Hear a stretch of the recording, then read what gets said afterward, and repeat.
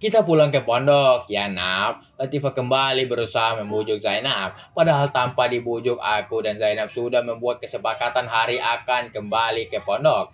Ya, jawab Zainab pelan. Dia melirik ke arahku. Akhirnya kami kembali ke pondok setelah sahabat karib Zainab pulang.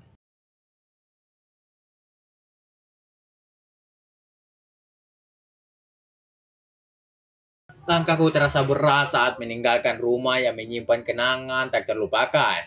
Dan langkah kakiku semakin berat saat berjalan memasuki pekarangan pondok seluas 2 Akhirnya kamu pulang. Nah, seru Ning Sara yang sudah menunggu kedatangan kami di perkarangan depan. Dia berlari, Zainab dengan mata berkaca-kaca. Maaf Ning, sudah menyusahkan kamu. Aku tidak salah sudah jatuh cinta ke Ning Sara. Akhlaknya begitu mulia, sayang aku terlalu kotor untuknya.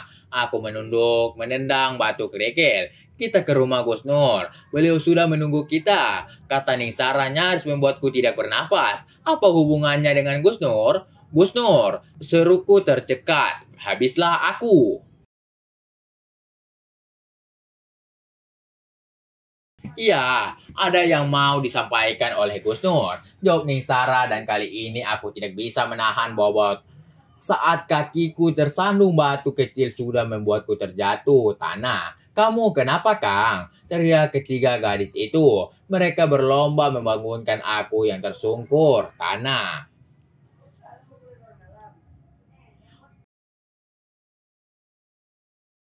Aku tersandung batu. Jawabku malu, menunduk menghindari tatapan heran ketiga gadis itu. Ya sudah, kita ke rumah Gus Nur sekarang. Ajak Ning Sara, dia tidak memberiku kesempatan. Aku ganti baju dulu. Aku berusaha mengulur waktu. Semakin lama semakin baik.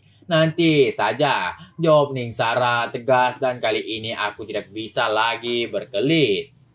Tuhan, apa yang terjadi, terjadilah. Gumamku ke dalam hati saat memasuki rumah Gus Nur. Aku tidak berani menatapnya. Nih, kenapa mengambil keputusan tanpa berembuk dengan Mbak Nafi atau Nyai Aisyah kedua orang tuamu? Tanya Gus Nur membuka percakapan setelah beberapa menit ruangan ini terasa hening dan mencekam. Aku menarik nafas lega untuk sementara aku aman. Saya hanya ingin menutup aib Zainab. Gus, jawab Ning Sara menunduk mengakui perbuatannya yang salah. Berembuk dengan kedua orang tuamu bukan berarti kamu membuka Zainab. Justru kamu akan menyelamatkan Zainab dari hal yang merugikan. Lihat akibat perbuatanmu menyuruh Baharudin dan latihan mencari Zainab. Padahal itu bukan. Ingat, Zainab sudah mengabdikan hidupnya untuk Bayai dan Ibu Nyai. Itu artinya mereka bertanggung jawab atas semua yang terjadi pada Zainab. Gus Nur terdiam beberapa saat, membiarkan kami mencerna setiap kalimat yang keluar dari bibirnya. Maaf Gus, saya hanya ingin mengambil alih tanggung jawab Abah dan Umi. Jawab Ning Sara membela diri. Namun tak urung wajahnya menunduk termasuk membayar hutang orang tua Zainab sebesar 100 juta rupiah. Tanya Gus Nur dari mana dia tahu tentang hutang orang tua Zainab. Saya. Ning Sara menjawab gugup, dia tidak meneruskan perkataannya. Kamu tahu tentang itu? Tanya Gus Nur tersenyum melihat kegugupan Ning Sara. Saya tahu orang tua Zainab berhutang, tapi saya tidak tahu jumlah hutangnya. Tanya Ning Sara, dia memberanikan diri menatap wajah Gus Nur yang tersenyum lembut. Dari kedua orang tua Zainab, jawab Gus Nur, pantas dia mengetahui jumlah hutangnya. Gus, bagaimana dengan nasib saya? Tanya Zainab memotong percakapan di antara Gus Eda Ning Sara. Kamu tidak perlu khawatir. Mbak Nafi sudah membayar lunas semua hutang ayahmu. Seharusnya kamu menceritakan hal itu ke ibu. Jawab Gus Nur tenang, nada suaranya begitu lembut. Benarkah itu, Gus? Tanya Ning Sara berbarengan dengan Zainab. Ini sebuah kabar yang tidak pernah terpikirkan oleh Zainab maupun Ning Sara. Tentu, salah satu kewajiban kita sesama muslim adalah membayar lunas hutang saudaranya bila kita mampu. Jawab Gus Nur dengan senyum yang menyejukkan.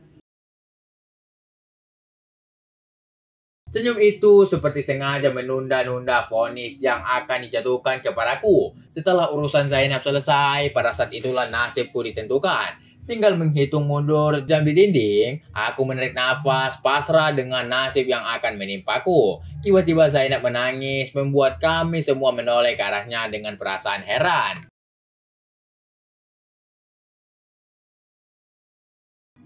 Seharusnya Zainab bahagia, semua hutang ayahnya sudah terbayar lunas dan dia tidak jadi dipersunting tua bangka rentenir sebagai istri ketiga. Tiba-tiba garis itu terkulai, matanya terpejam rapat. Nap, Latifah Zainab yang lemas. Seluruh ikut terguncang saat Latifah menggoyang-goyangkan. Bangun Nap. Ning Sarah menepuk pipi Zainab, namun mata Zainab tetap terpejam. Oke guys, jangan lupa like and subscribe channel kami, biar tidak ketinggalan update video-video berikutnya. Jika ada kekurangan, saya minta maaf. Dan jika ada kelebihan, tidak usah dikembalikan karena saya orang yang ikhlas. Terima kasih.